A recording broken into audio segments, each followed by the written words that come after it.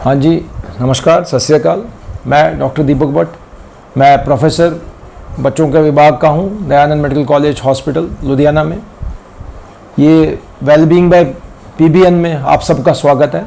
और आज का जो मेरा विषय रहेगा, जिसके बारे में बात करूँगा, वो पेट की बीमारियों से संबंधित एक विषय है जो मैं ज़्यादातर बच्चे उसी के देखता हूँ। उसको कहते हैं सीलिएक डिजीज़। आपके समझने के लिए सीलिएक डिजीज़ का मतलब हो गया कनक की एलर्जी। कनक के खाने से जो एलर्जी होती है उसके क्या बच्चों को नुकसान हो सकते हैं और उसका कोई हल हो सकता है, परमानेंट हल है या टेम्परेरी हल है, उसके बारे में मैं आपको कुछ चीज़ें बताऊंगा ताकि आपकी उसके बारे में अवेयरनेस बढ़ जाए। ये जो बीमारी है ये अपने इंडिया में सब जगह नहीं है, कुछ कुछ जगहों पे, और उन जगहों में से पंजाब में ये बीमारी, पंजाब, राजस्थान, इन दो जगहों पे बीमारी के ज़्यादा पाए जाते हैं पेशेंट। क्योंकि ये बीमारी हमको बाहर हवा से नहीं होती, हमारी विरासत में हमको मिलती है, जिसको जेनेटिक्स कहते हैं। जैसे कोई लंबा होता है, कोई छोटा होता है, कोई मोटा होता है, जेनेटिक्स से रिलेटेड होती है, तो ये बीमारी भी उससे रिलेटेड है। और पंजाब में क्योंकि ज़्यादातर लोग रोटी खाते हैं, गेहूँ कनक खाते हैं, इसलिए उनमें इसके लक्षण ज़्यादा मिलते हैं। जैसे आप साउथ इंडिया के लोग खाते नहीं गेहूँ, उनमें इस बीमारी के लक्षण दबे रहते हैं। तो ये पता कैसे चलेगा कि हमारे बच्चे में ऐसी बीमारी है, ताकि हमको अगर लक्षण कुछ ऐसे लगें तो हम किसी नज़दीक के बच्चों के डॉक्टर, या अगर कोई आना चाहे डीएमसी में आना चाहे तो वहाँ आ सके। तो इसके कुछ लक्षण होते हैं। तो क्या क्या लक्षण वो हो सकते हैं? एक तो बच्चा जब उसको ऊपर का खाना शुरू करते हैं, पहले 6 महीने तो हम बच्चे को सिर्फ माँ का दूध देते हैं। उसके बाद हम बच्चे को फिर ऊपर का दलिया, खिचड़ी, दाल का पानी, आलू, ऐसी ऐसी चीज़ें देते हैं जिसमें गेहूँ भी आ जाता है।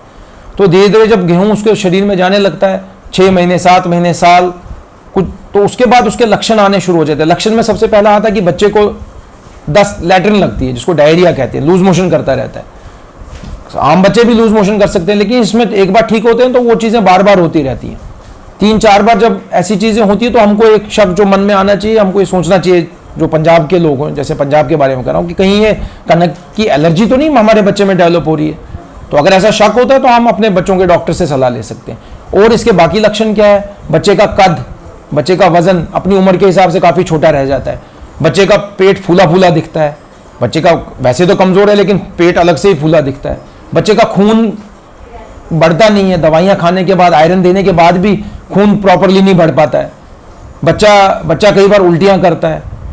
और बच्चा क्या, पेट दर्द रहता है। बच्चा पेट दर्द कई बार, जैसे बच्चों में पेट दर्द तो आम है, अगर किसी को लंबे टाइम पेट दर्द हो रहा हो और उसका कोई कुछ हल बन नहीं रहा हो, तो एक चीज़ जो हमारे मन में आती है उसको कहते हैं कनक की एलर्जी, सीलिएक डिजीज़ तो नहीं हो गई है। तो इन सब लक्षणों से हम शक करते हैं कि शायद हमारे बच्चे में ये बीमारी, जिसको सीलिएक डिजीज़ कहते हैं, कनक की एलर्जी तो नहीं है।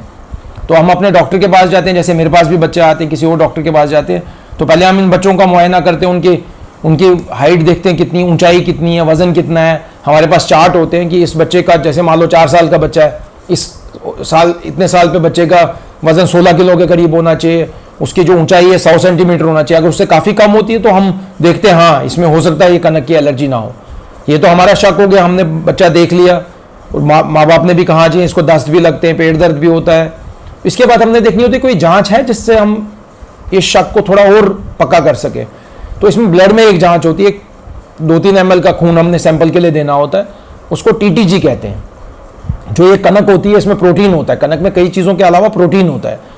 तो इस प्रोटीन में एक प्रोटीन ऐसा भी होता है जिसके खिलाफ हमारे शरीर में दुश्मन बनने शुरू हो जाते हैं, जिसको हम, एक प्रोटीन में से टीटीजी होता है। तो जब हमारे खाने में टीटीजी आता है तो हमारा शरीर अलग अलग वजहों की वजह से उसको दुश्मन समझ लेता है। तो जब शरीर में प्रोटीन जाता है, धीरे धीरे करके उसकी आर्मी हमारी शरीर में खड़ी हो जाती है, जो जब भी हमारे शरीर में कनक जैसे रोटी के फॉर्म में चला जाता है तो वो आर्मी आके उसको नुकसान पहुंचाती है।